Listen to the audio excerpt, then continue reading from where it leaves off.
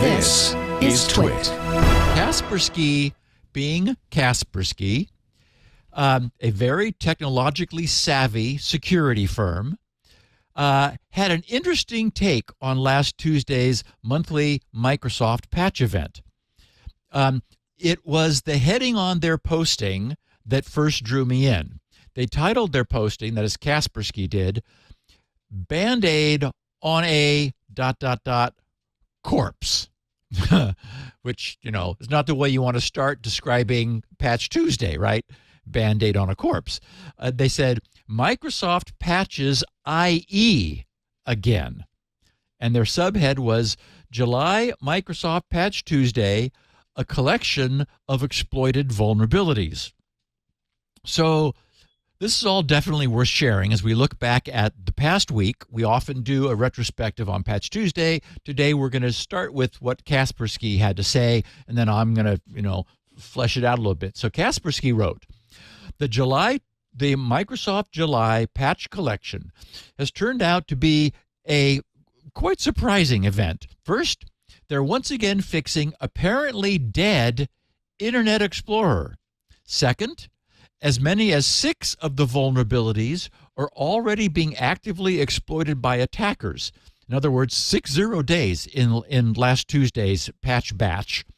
They said third, 2 of those 6 actively exploited vulnerabilities were closed not with patches, but with recommendations. And that's what we're going to end up talking about because this is a little distressing. So they said, here are the total statistics. 132 flaws were closed, making it, one of the larger ones. And this is, every month this happens. 9 of which are considered critical. Exploitation of 37 of those vulnerabilities can lead to arbitrary code execution, 33 to privilege elevation, 13 to security feature bypasses, and 22 to possible denial of service. They said not so long ago, we wrote that Internet Explorer had kicked the bucket, but not quite. In particular, we talked about Microsoft's advice to continue installing security updates related to IE, since some of its components are still in the system.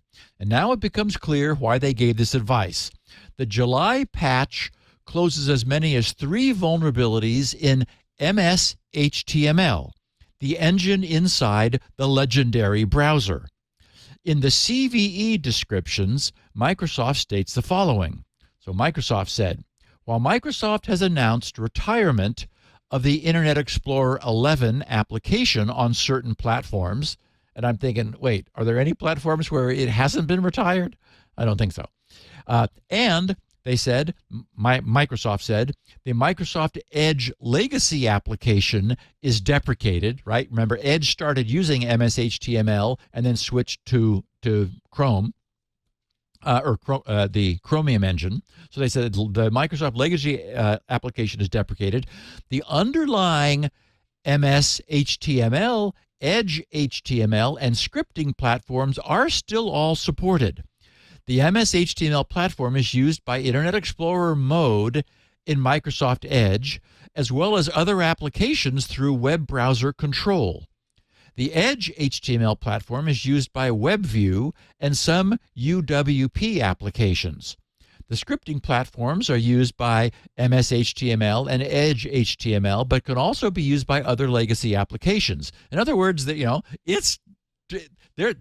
wish it were dead, but it's too deeply wired into Windows to actually go away, and it's got some problems.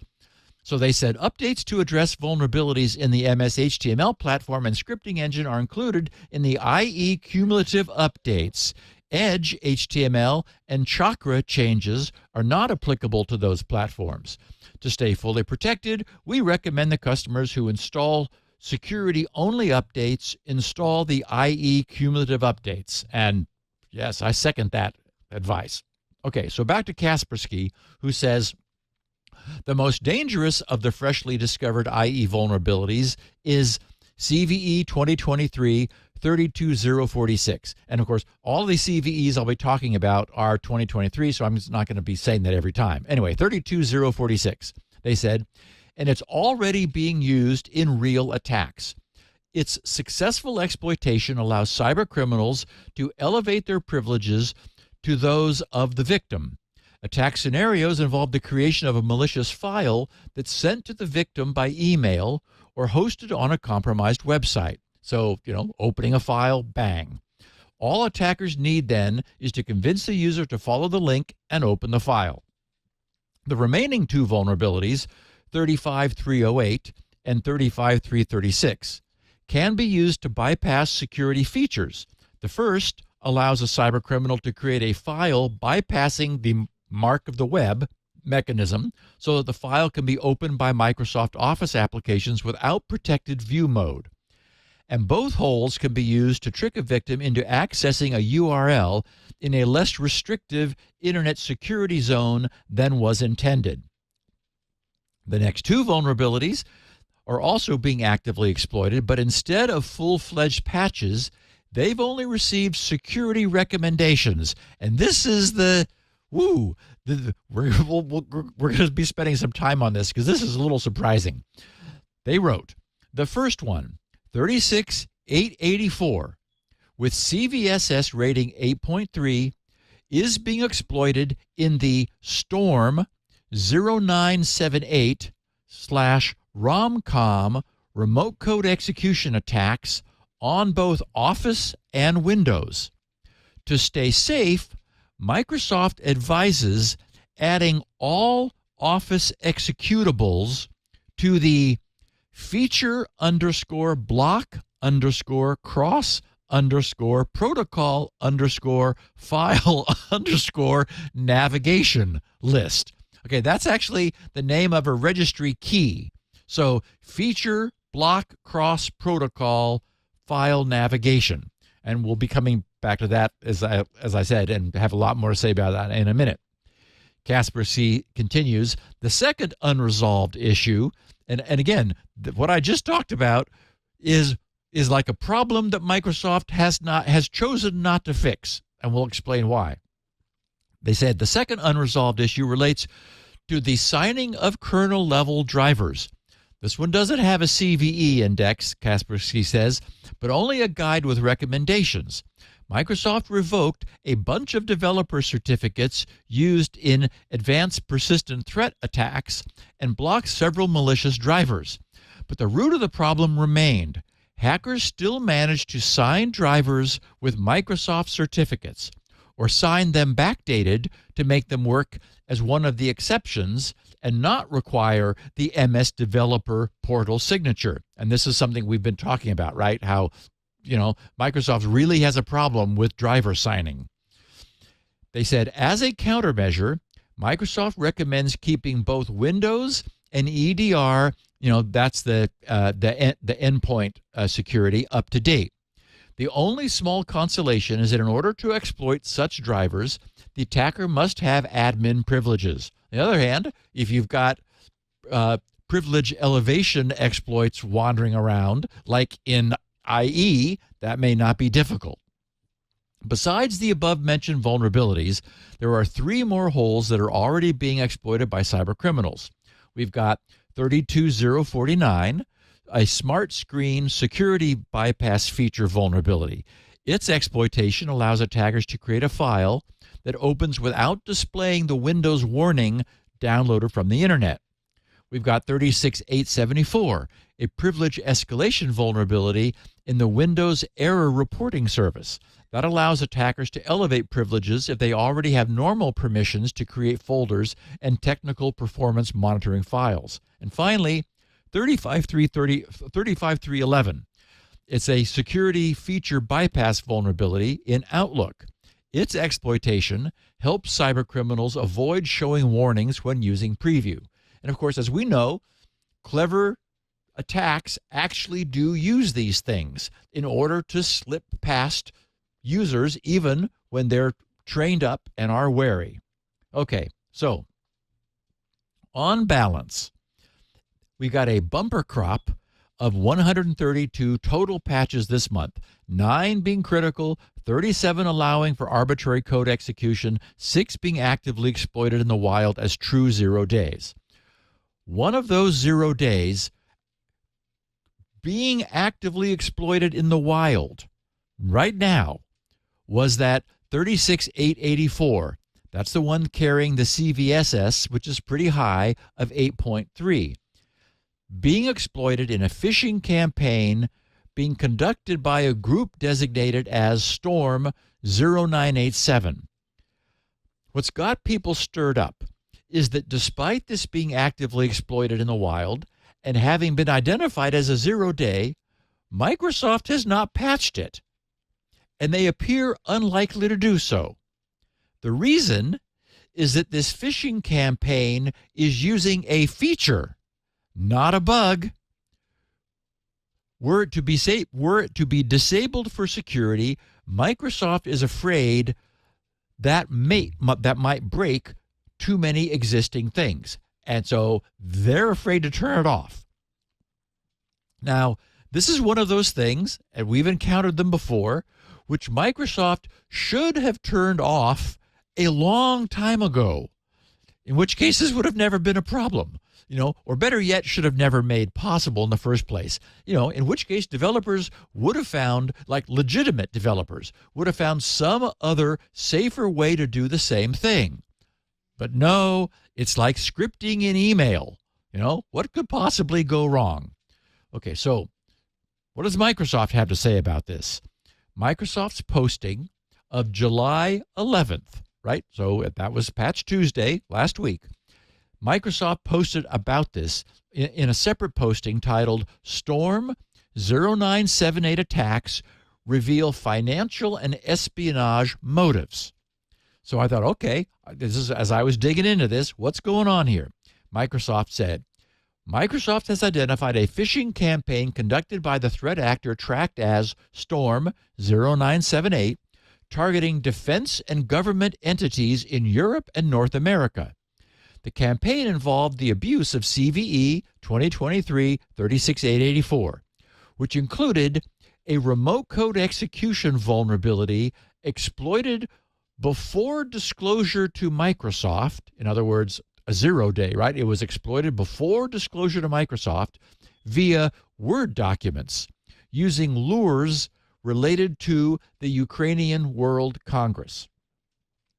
Storm 0978, also they have Dev 0978, also referred to as Romcom, the name of their backdoor by other vendors, is a cybercriminal group based out of Russia, known to conduct opportunistic ransomware and extortion-only operations, as well as targeted credential-gathering campaigns likely in support of intelligence operations.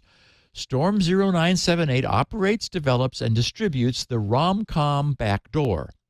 The actor also deploys the underground ransomware, which is closely related to the industrial spy ransomware first observed in the wild in May of 2022. The actor's latest campaign, detected in June of 2023, so just last month, involved abuse of this exploit, 36884, to deliver a backdoor with similarities to Romcom. Storm 0978 is known to target organizations with Trojanized versions of popular legitimate software, leading to the installation of Romcom. Storm 0978's targeted operations have impacted government and military organizations primarily in Ukraine, as well as organizations in Europe and North America potentially involved in Ukrainian affairs. Identified ransomware attacks have impacted the telecommunications and finance industries, among others. Okay, so now we get to the good part of this after that background. Microsoft 365 Defender detects multiple stages of Storm 0978 activity. Customers who use Microsoft Defender for Office 365 are protected from attachments that attempt to exploit 36884. In addition, Microsofts who use Microsoft 365 apps, versions 2302 and later, are protected from exploitation of the vulnerability via Office. Organizations who cannot take advantage of these protections can set the feature block cross protocol file navigation registry key to avoid exploitation. And in Microsoft's posting from last week, that registry key was highlighted and underlined like a link. And sure enough, it was a link. So I clicked it. And where did it take me? It jumped me to a page, and the link used the # suffix to pre-position me a ways down the page to a specific section, which they wanted to refer to. And that prevented me from initially seeing the title of the page. The section of the page I was jumped to was titled New Restrictions on Use of the file : / protocol. So, of course, I thought, whoa. I can't believe this. That's I still know. around? I know, Leo. Oh, my I thought, God. Whoa, that's what we're talking about here? As being exploited in a 0-day today? Oh, Lord. We're talking about bad guys leveraging the file : / scheme to arrange to run programs on the user's machine from Office documents. And that thought was followed by, wait, exactly as you said, Leo, that's still possible? So then I started to read what Microsoft wrote on this page that had been linked to by their posting from last Tuesday. And there they wrote, prior to this update, Internet Explorer would allow non-file protocol, i.e. HTTP and HTTPS, delivered pages to frame, in other words, using an iframe, or navigate to pages that were delivered using the file : / protocol scheme, i.e. would only block loading of resources from the local computer. For example, file : / c : /temp / test.gif, for example. But resources from non-local paths would be allowed. And then they said, here's an example page displayed in IE 9.0.1. And I thought, IE 9? So I finally scrolled up to the top of the page to see what in the world I was reading. And it was from Microsoft, posted on August 12th of 2011. Yes, 12 years ago, titled Internet Explorer 9.0.2 update. Oh, my God.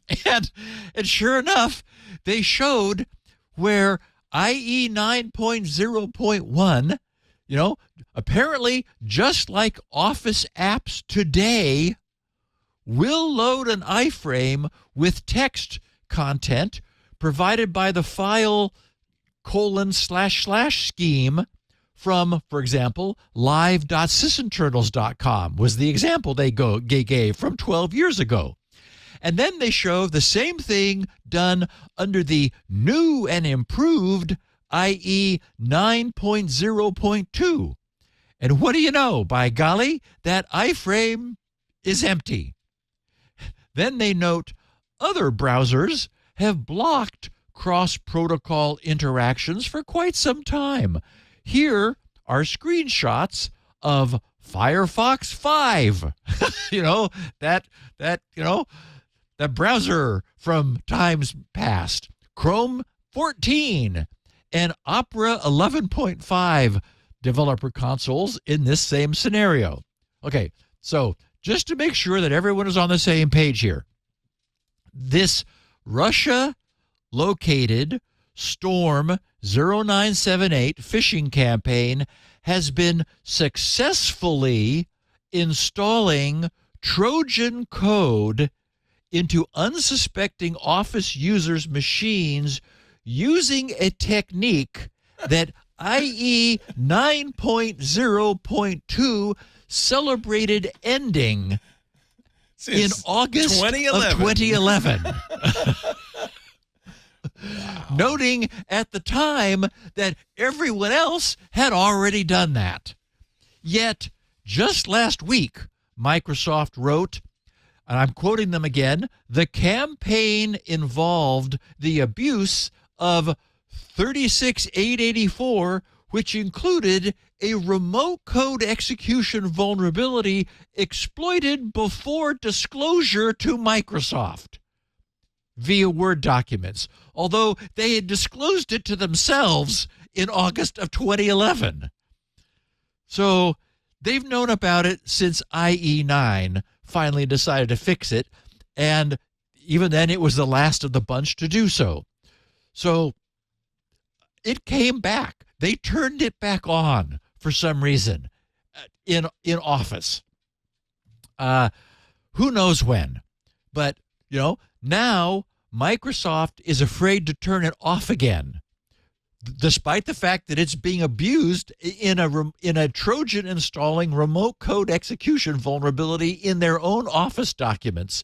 They can't turn it off because they have no way to predict what doing so might cause to break. So they're not going to make it their problem. Unless you're using their online subscription Office stuff, in which case they'll protect you from it. But if not, it's up to you. So there's a registry key, which will allow anyone and everyone to turn off this behavior, which is currently under active abuse, apparently by Russians, to install malware into the computers of unsuspecting link clickers. I've got a picture from a registry snapshot showing this. The key is HKey local machine, software policies, Microsoft, Internet Explorer, main, feature control, feature block, cross-protocol navigation. And under that key, it's necessary to enumerate each of the various Microsoft apps whose behavior, in this case, you would like to restore to Internet Explorer 9.0.2, where this was originally fixed 12 years ago. I also have a screenshot of the registry showing the enumeration of the reg dword values under that key. And Leo, thank you. It's on the screen right now. So what are you supposed to change it to? You have to add all of that. None of that is there now. Oh, no. Okay. All right. Yeah, you got to put all that in. And isn't it possible to make a regedit file that you just double-click and it does it? Absolutely. A regedit file, and it would just be a simple one click, and it would do that. Now, as I said, this has stirred up a bunch on the net because, Microsoft is literally not fixing something that is in active abuse right now as a remote code execution vulnerability. They can't fix it because it will break things that developers are depending upon. Yeah, you should break it. Yes, frankly. you should It's a break stupid thing they've had in the first place. It is incredibly, as I said, like scripting an email. What could possibly go wrong? The problem is, all over the net, you will now find scripts that are doing this. Unfortunately, they spell PowerPoint all the way out, and that's incorrect. It needs to be powerpnt.exe. So just a heads up, if you do use these scripts, you'll see that they have powerpoint.exe. It needs to be powerpnt.exe, the actual name of the exe. That component of Office. So anyway, it's crazy that they've done this.